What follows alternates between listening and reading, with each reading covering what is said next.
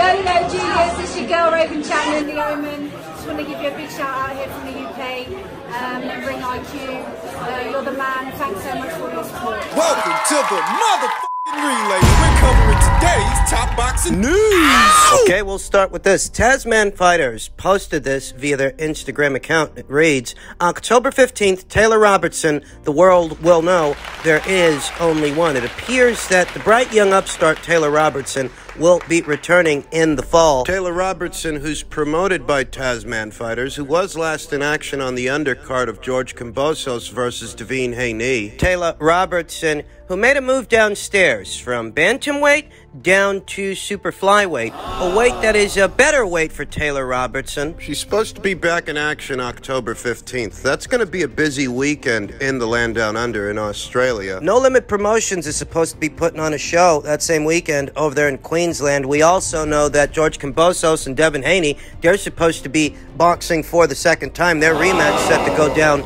in Melbourne. Taylor Robertson, her ring return in this Tasman promotion show. This is supposed to be going down over there in Brisbane. A lot of fights going on in the land down under that same weekend. Taylor Robertson will be returning to action sporting a professional record of 6 wins, 1 loss with no draws, 2 knockouts. Her lone defeat coming at the hands of Shannon O'Connell. There's no shame in that. Shannon O'Connell, the veteran fighter. That was in October of last year. Taylor suffered her first professional loss, though she capped off the year in the winner's bracket, decisioning Kylie Fulmer. She's already seen action 2 times this year, once in June, then again last month in July against Yoselin Fernandez, who she stopped in the 10th and final round of their super flyweight contest. Taylor Robertson has moved down from bantamweight, 118 pounds, down to super flyweight, 115 pounds. We don't yet know who she's going to be fighting. The fight's not yet registered on BoxRec. Super flyweight division is set to see a lot of movement, a lot of action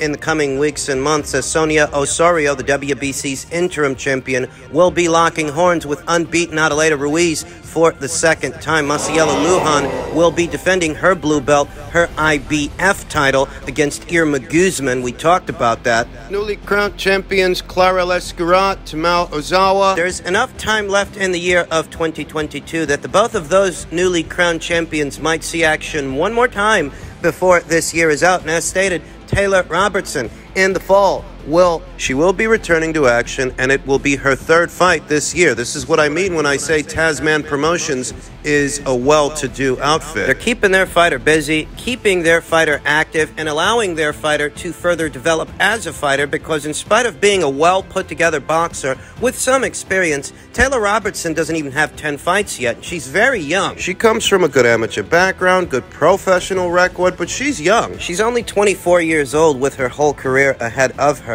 developing as a fighter fight by fight. When I first saw Taylor Robertson in action, she seemed a bit of a defensive specialist to me. Defense really did seem to be an area of strength for Taylor Robertson, an outside fighter with a good set of feet, a good set of legs to navigate that ring and manage the distance against the girl opposite the ring. These days, she's even more well-balanced because she's showing a bit more spite, showing a bit more offense. You don't want to lean too far to one side, too far on the defense side, too far on the offense side. You want to find that happy medium, that balance of the two. That makes a well-rounded fighter a well-rounded fighter. That's what Taylor Robertson's doing. She didn't seem like a very big puncher when I first saw her. Didn't seem like a big puncher up there at bantamweight, but at super flyweight, she packs some pop. She packs a more respectable punch. She looked phenomenal against Yoselin Fernandez. Her power, her punch selection. This is a more ideal weight for Taylor Robertson to continue to amass professional experience, as she packs a more respectable punch as a super flyweight than she did a bantamweight. So these situations are somewhat more manageable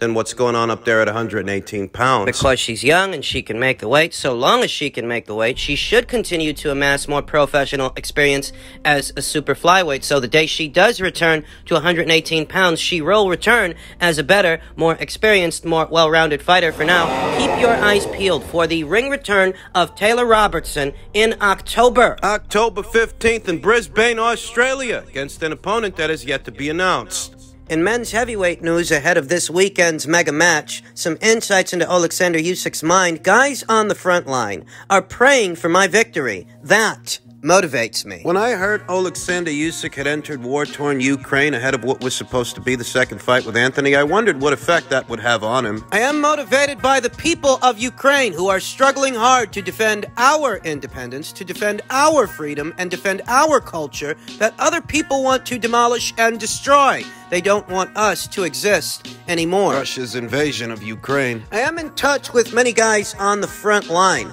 military guys and soldiers. I receive voice and video messages from them with words of support and news that they are praying for me and my victory. They are holding their hands tight and praying for my victory, and that motivates me. Usyk had actually been in the UK in February when Russia invaded his homeland. He returned home and signed up to the country's military reserve. He got a special permission to leave the country with his family to set up a training camp in Europe. I have been getting updates from home every day, and I did manage to get some positive news. Some of my friends, military guys, came back from their assignments safe and sound. Their assignments were really complicated and dangerous, but they managed to get home safe.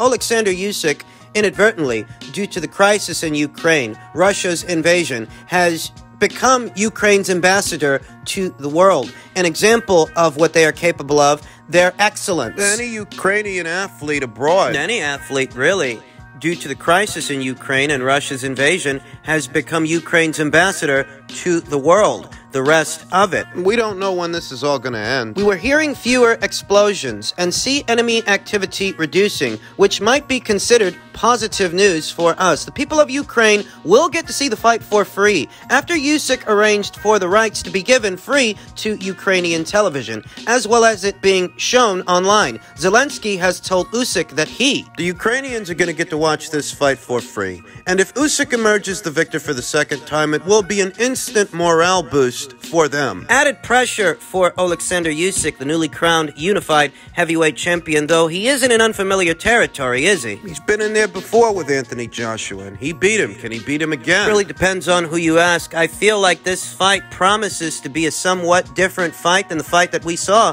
the first time out. The president does not just support me as an athlete, but the whole country, Usyk said. Of course he will be watching my fight and cheering me. Zelensky inspired many across the globe when he refused an offer from the United States to flee to safety when Russia invaded. And Usyk says he was inspired too. The people elect the president, who is the professional manager, who helps the population to improve and the economy of the country to improve, Usyk said. If he is elected, he takes those responsibilities. When some difficult situation occurs, many people, I'm not saying everyone, try to escape from it, to run away. Zelensky didn't. He will not abandon his own people in a time of need. Yet another morale boost for the Ukrainian population, but you cannot escape such a situation. If you go this way, it will follow you. It's true that when he became president, he hated to face this challenge, but when the Russian Federation invaded Ukraine, he didn't run away. Other forces were saying, we can help you escape, we can extract you from Ukraine, but he stayed for his country. What do you think people like me, other Ukrainians thought when we saw him acting like this? Everyone realized that he had huge balls, that we had to go and fight for our leader. It's the real deeds of people that motivate me. If the president of Ukraine had left in the first days of the war, it would have been a very bad thing that would leave the Ukrainian people without hope. But he didn't. He chose to stay. That is what motivated us to stand strong and fight. I am pretty sure that if we had someone else as president, that we would not have moved in the positive direction that we have. And as stated, I am expecting a somewhat different fight than the first fight that we saw the first time out. Alexander Usyk is obviously motivated by the war and motivated to boost the morale of the people by delivering them a victory. This isn't business as usual the way it was the first time out. But the talk from the Anthony Joshua side of things, Anthony Joshua, who enlisted the aid of veteran trainer Robert Garcia, is that, before, he was just focused on going the distance. He was just focused on going the full 12 with Alexander Usyk and boxing with him, whereas now, the focus is taking him out. The focus is knocking out Alexander Usyk, and that does make for a very different aesthetic. Now, I told you in my post-fight recap after that first fight that Anthony Joshua wasn't aggressive enough. He wasn't imposing his size and doing enough to deliver his power. He was fencing with Alexander Usyk, fencing with the jabs, looking for opportunities or looking to create them as opposed to just taking the bull by the horns, stepping into that jab and bringing over hard shots to close the gap on Usyk and rough him up. He was fighting the smaller man's fight on the smaller man's terms, boxing with him. Because Anthony Joshua characteristically carries so much muscle into a fight, the longer the fight progresses, the more exhausted he will become. He will become exhausted before Alexander Usyk, the naturally smaller guy. So as the fight progresses, he's going to start fading down the stretch. Looked like he came very close to getting knocked out in that fight. Looked like he came very close to getting stopped. And I have no doubts, Alexander Usyk, he has that on his mind, that he came close to stopping this guy before. If this guy's more gung-ho in the second fight, if he's more gung-ho in the rematch, there are that many opportunities, that many more. The more a guy opens up, the more chances you get to hit him with hard shots, clean ones. But it could also mean a harder night's work for Alexander Usyk, since Anthony isn't going to be taking a measured approach. At least no one is expecting him to. Most people are expecting that Anthony Joshua is going to jump on this guy right away. Can Alexander survive? That's the question. Alexander Usyk himself, he expects to pick up where he left off. The last bout will be continued. So many words, what Usyk is saying is he's not expecting a different fight. He's just expecting to pick up where he left off. I don't think it's going to be a new bout, Usyk said. The last bout will be continued. Round 13, round 14, round 15, however long the fight will last. We learned about each other in the first fight. He learned about me and I learned about him. We have had enough time to study each other, and on Saturday night, it will be a great night, a great fight. Somewhat of a difference of opinion there. A lot of people, myself included, are expecting a somewhat different fight than the fight that we saw the first time out. That either Anthony Joshua ends up getting himself knocked out, or he steamrolls Usyk, gets that guy out of there, gets him out of there early, as that's his best bet. It's his best chance. This fight is very important for me, for my team, and my country, he said. We were born to compete for life, for belts, for everything. Usyk is what I like to call a supreme competitor. It's not a knock on Anthony, you understand, but Usyk's mental fortitude as a competitor, having won all those alphabet titles in hostile territory, and the other fighter, the other champion's backyard, subsequently defending them. When he became an undisputed champion at cruiserweight, he defended all those titles, all those alphabet titles, against Tony Bellew in Tony Bellew's neck of the woods, not his own. He is a no fuss, no muss, no nonsense customer. He's a competitor. The one who does not compete does not live. All of our lives are competitions for anything, for something, for everybody. That's why we are competing. Joshua came close to admitting his career might be on the line when he spoke. It's a massive must-win, he said. I like the pressure. It's been tough. Robert Garcia and Angel Fernandez and the rest of the team have pushed me and challenged me. It's about staying focused and getting the job done, and God willing, I will be victorious. Joshua said he was not concerned about the old belts. He just wants to beat Usyk. Competition is key, he said. You set a goal, and I have goals I want to achieve on the night, and I'm going to be disciplined and follow them through. So yeah, that's competition with myself. The belts mean something, but that comes at the end of the process, and I'm not going to skip the process. It's easier said than done, but he's got to do what he's got to do. Egis Klimas, Usyk's manager, revealed some of the endurance activities and training that Usyk had done, saying he had cycled 100 kilometers in 45 Celsius heat, swum 10 kilometers in a pool over 5 hours the day before their London press conference, and held his breath underwater to the point of passing out. Alexander Krasiuk, his promoter, said Usyk had turned into a cyborg. He went through training camp and it made him stronger, Krasiuk said. It was an extremely complicated challenge for him, but he decided to take it. I don't think Anthony Joshua can outthink Alexander, and he shouldn't try to. And he shouldn't try to outlast him either. Alexander will have him beat in all of those departments. Put simply, Anthony has to become a blunt force object. Deliver as much of his power as fast as he can. Because that is his best bet. And that's not saying that that approach doesn't come with its own set of pros and cons. There are risks. But it's the only chance he's got. In the heavyweight division, you're always one punch away from being knocked out. That also applies to the man opposite the ring. That also applies to the other guy too. So as long as you're punching, you're in that fight.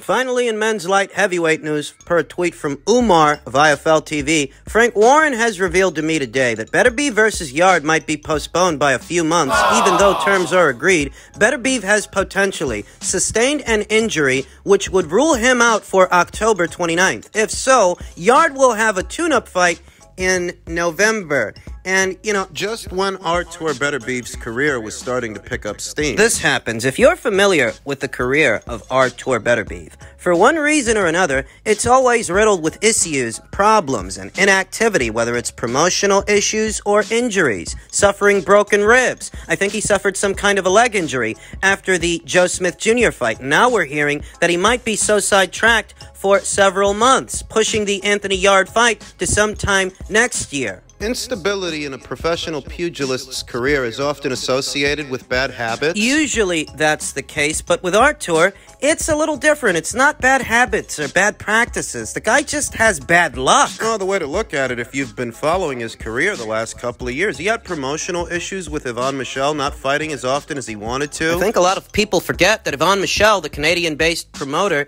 he used to be in bed with the PBC back when they were co-promoting Adonis Stevenson and later Alvarez, co-promoting them between Yvan Michel, Jim, and the PBC, and that relationship ended. Artur, he left the promotional outfit. He had a brief stint on Matchroom, landed on the shores of Top Rank. But it hasn't been smooth sailing ever since. It's been rough seas. There's still been problems, and it's not because Artur isn't a consummate professional. He is, but there's always something going on. There's always some extenuating circumstance, and when it's not that, it's an injury or an illness. And this is a big part of the reason that I've always favored Dmitry Bivol to beat him if and when they end up fighting, because Dmitry is a lot younger than Artur is, and he's not as prone to injury. They watch Artur go in there and steamroll guys like Marcus Brown and Joe Smith Jr., and they think he's all but invincible. Not realizing that the extent of Artur's amateur career, coupled with his professional exploits, given his age and how long he's been doing this, there's wear and tear. Even in fights that you win, there's wear and tear. It stays with you. He's a skilled boxer, craftier than he's given credit for, and he's got power, buckets of power. And power, as they say,